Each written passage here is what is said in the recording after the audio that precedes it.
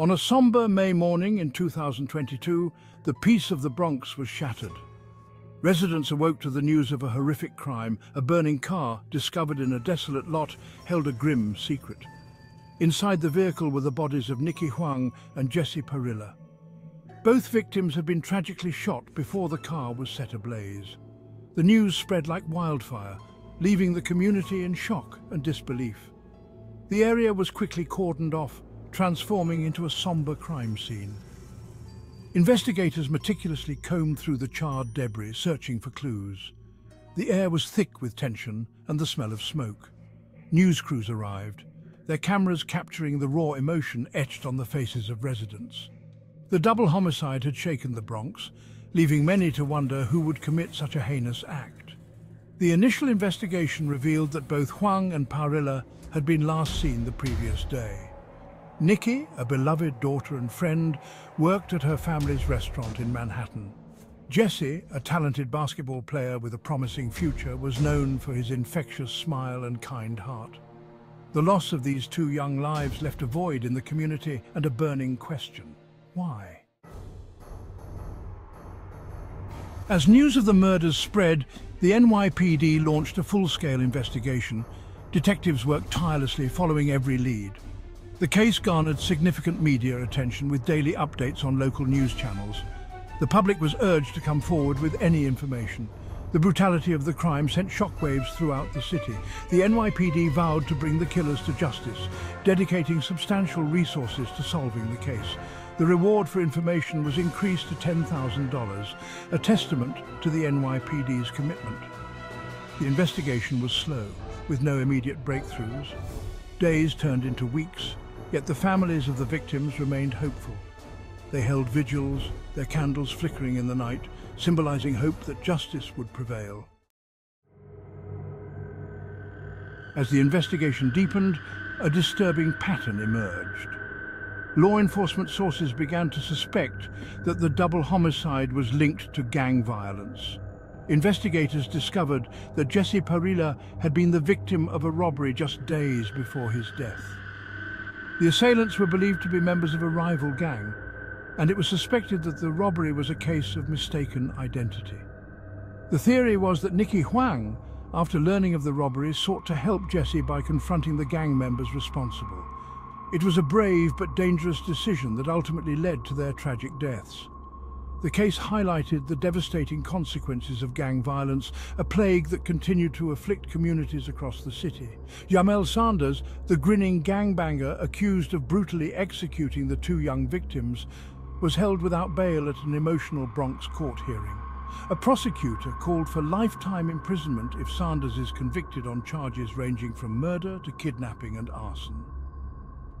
It was retaliation for a previous murder, said Bronx Assistant DA Burim Namani, emphasizing the gang-related nature of the crime. Sanders, who pleaded not guilty, stood quietly with his head down during the hearing as his attorneys took notes. Jahmel's involvement in this tragic case has left a lasting impact on the community, highlighting the urgent need for solutions to gang violence. The families of Nikki Huang and Parrilla endured unimaginable grief. They clung to the memories of their loved ones, finding solace in shared stories and photographs. Through their pain, they found the strength to speak out, pleading for anyone with information to come forward. Their pleas for justice resonated throughout the community. Friends, neighbors, and even strangers rallied around the grieving families, offering support and sharing in their sorrow.